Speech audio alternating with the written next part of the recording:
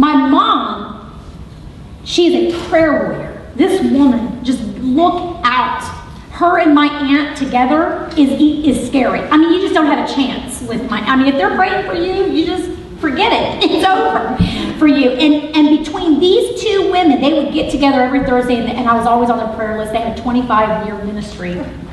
My aunt is here too, Jan. There she is. And they would get together and they would pray every Thursday, and I'm telling you, I was always on the top of that list. And my mom was in her secret place, and she was praying. I don't care what you have to do. I'm just asking you, Father, to hit her in the head with a 2x4 so that she will see you. I don't care what you have to do. I just need her to see you. She could see. She didn't know I was in stripping at that time, but she could just see the letters all over the wall. I mean, I was just a disaster. And she saw it, and she just wept over that and wept over that. And she would pray so hard, and I didn't know this at the time. I don't find this out much later when my life has changed. But she tells me, she goes, Holly, there was a moment in time, when I was praying this, and because she is such a strong prayer warrior, she literally said, I started to, the thought dawned on me, I am possibly praying for my daughter to become a paraplegic, for her to see God. What is this 2x4 that I'm praying for? Is she going to become a burn victim? And she said there was this supernatural moment where a mother who just loves her child more than anything said, so be it. So be it. If you have to burn my daughter's face in order for her to see you, so be it. Yes, she will have a burned face on earth, but she will be with you in eternity. And I do not care what you have to do. Do it. And she prayed, and she prayed, and she prayed. Now, mind you, I'm over here just destroyed, trapped. I mean, I'm like this. The enemy has me exactly where he wants me, and I want out so bad of this lifestyle. And so my dad comes to me, and you have to know my dad. He's an engineer. When he says something, it goes. He doesn't really waver from that a lot. And so when he told me, when I left to leave the original time, he said, you're not coming back if you leave. You'll lose your free ride. And I said, sayonara. And I left. And my dad was like, all right, she lost it. Well, God started working on my dad's heart. And my dad comes up to me one day and says, Holly, do you want to come back home? And I am just like, that's my ticket out. Now, he doesn't know I'm stripping, but I'm thinking, this is my ticket out. This is it. And I'm like, yes. And he goes, okay, you have 3 guidelines. I don't want you to get pregnant. You have to work full time and go to school. And I said, no problem, God. Remember what I told you?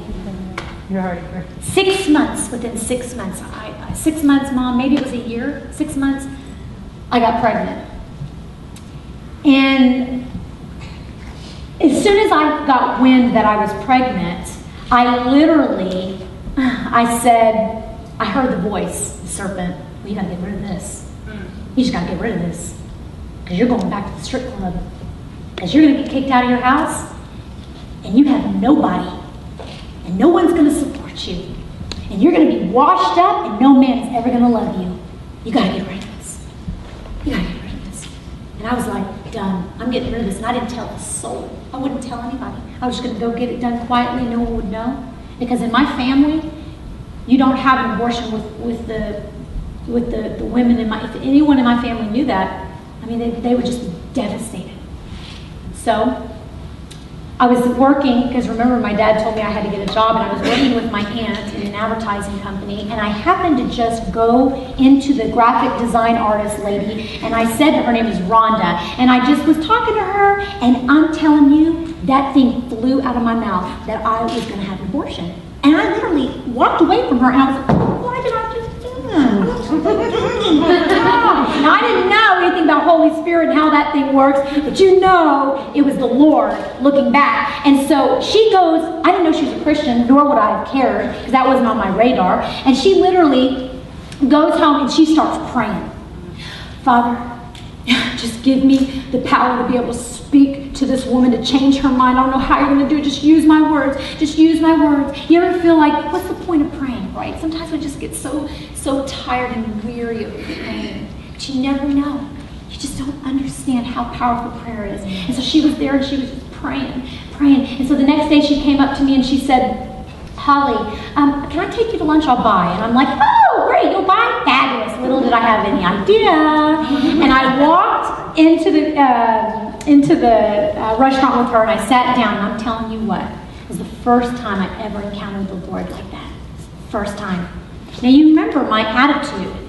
I mean, hard-headed, rebellious. No one's going to get me to... Are you kidding me? You're going to try to convince me to have this baby and I'm going back to a strip club? No way. But I'm telling you, she just spoke the word of God over me and it just changed me. And I had a moment with the Lord. And I literally knew through the wisdom of God, you need to go tell your aunt who works with you right now to hold yourself accountable. You need to be held accountable.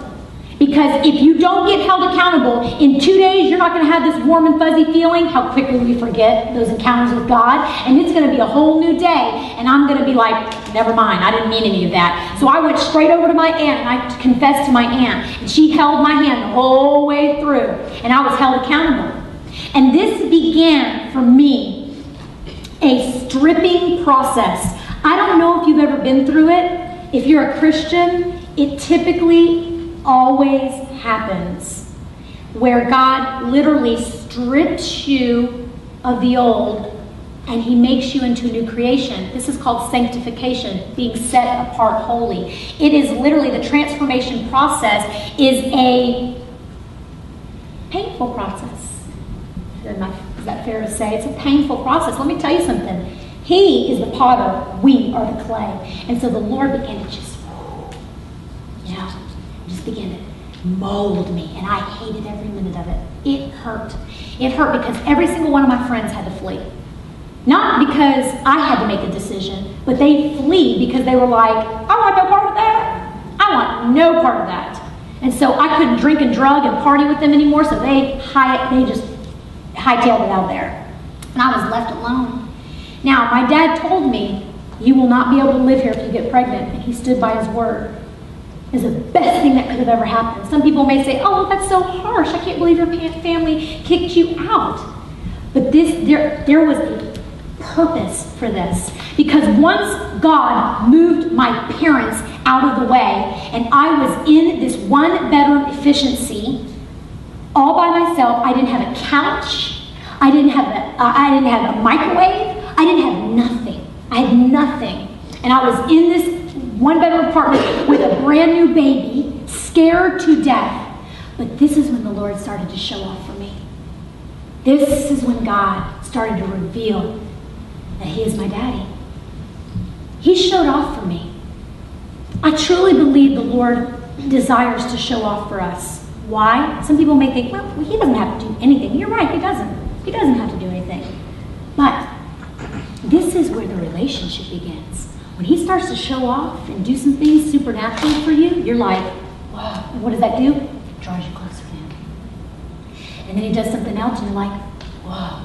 See, some people think that God is over there going, you, like as if he's just up there with this, stick, and he's just saying, shame on you and bad, and I'm going to get you. And how dare you? That's how some people view God. And that is so opposite from the God I serve.